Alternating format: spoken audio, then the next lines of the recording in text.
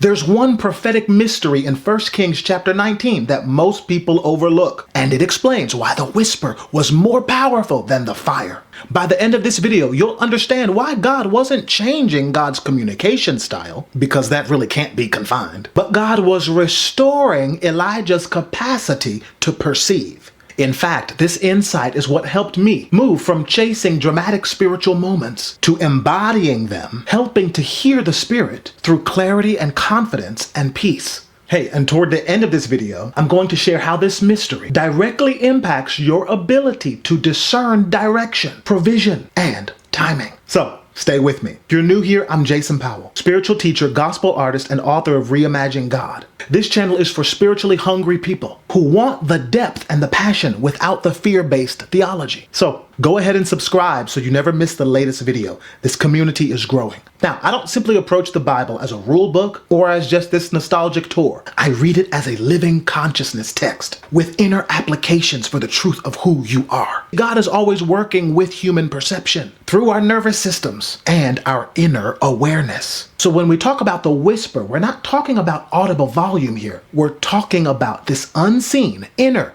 attunement. All right, let's jump into this misread moment. Here in 1 Kings chapter 19, we see that Elijah is exhausted. He's disillusioned. He's been overstimulated by these powerful supernatural works. And then this threat on his very life, which leads him to a very heavy depression, wanting to be done with his life. Then God leads him to this cave. All this inner turmoil within him is manifested as a violent wind, an earthquake, a fire.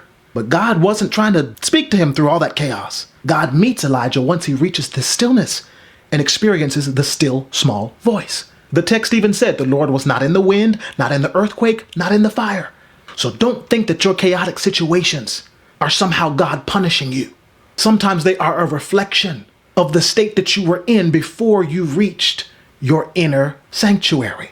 The state that you were in, reacting to the accusations of the world around you and the chaos of the world mind. But thanks be to God, you don't have to stay there. You can find inner sanctuary. You can find the holy place of God in you, and that makes all the difference. Now don't hear what I'm not saying. I'm not saying God prefers quiet, that God dislikes displays of power, because we can see God expressed in these audible, powerful ways too. But your realignment, your ability to discern the voice of love and well-being, oftentimes requires that you return to source, away from the external validation, as we've talked about before in our other videos on this topic, and back to the truth of who you are in God and who God is in you.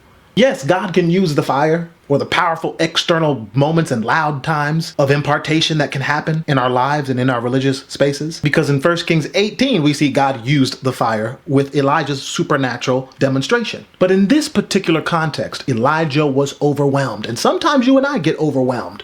We've got to know what to do in those moments if we are going to have longevity and sustainability in the future. And so let's look at this slowly for just a moment. After the fire came a still small voice. When Elijah heard it, he wrapped his face in his cloak and went out.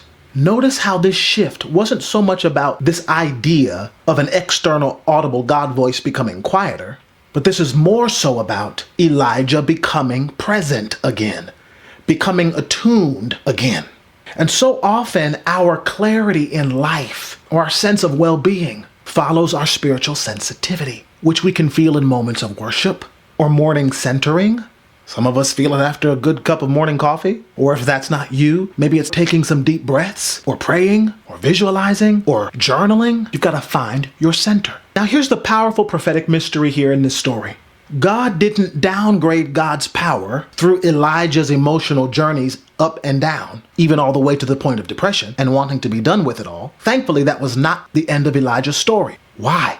Because Elijah's perception got refined. After the external chaos, Elijah encountered the still small voice of God, of good, the still small voice of goodness, the still small voice of love, of joy, of peace, of comfort, of guidance, of presence, of support, of encouragement that supported him and let him know whatever he was facing on the outside didn't have the final say, and that the same God that was with him before is the same God that's with him now, helping him to change his inner talk and remember who he is. So many times that's the way God's Spirit deals with us. It's in those moments after the earthquake, after the fire, after the flood, that we encounter the voice of good that reminds us, look, you are still here. Because you're still here, it's a reminder to you that there is something in the unseen that is animating your life, that is supporting you, that is helping you forward. And if you can just tune into that goodness, if you can tune in to that invisible word of well-being, you can go up from here. You can go on from here. You can experience God right where you are, right here. And you can allow yourself not to be defined, ultimately, by whatever you've been through.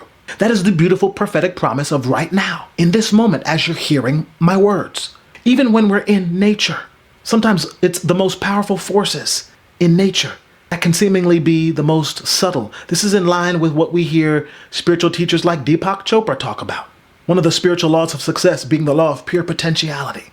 That space of infinite expansiveness, if you ever go in nature and you can feel the expanse, you can look up and see the seemingly infinite expanse of the heavens, or look down and see the flowing water and the green life around it that thrives as if it has no beginning or ending, constantly revived.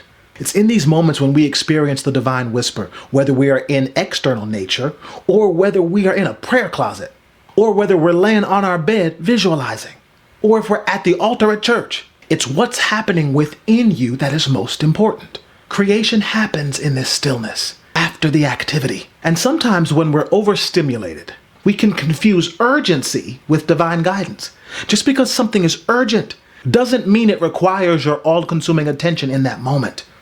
Sometimes an urgent demand requires that we press pause and go within and find our center first.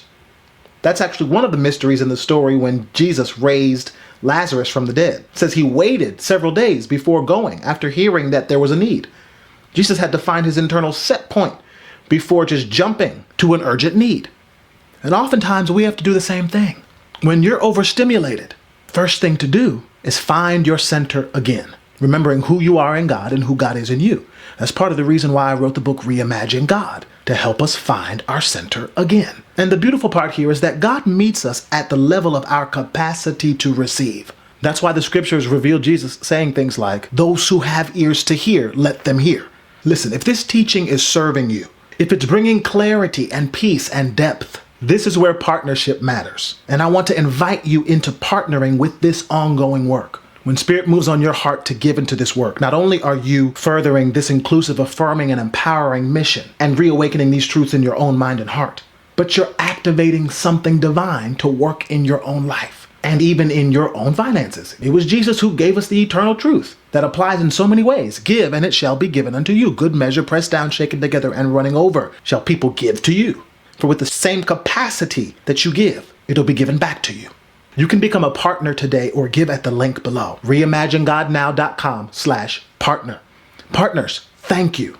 Your generosity not only sustains this work, but it expands it. Dear friend, remember the whisper did not replace the fire in Elijah's story. It revealed that God was never absent. Elijah just needed this moment of inner quiet to perceive the divine leading again. And so do we.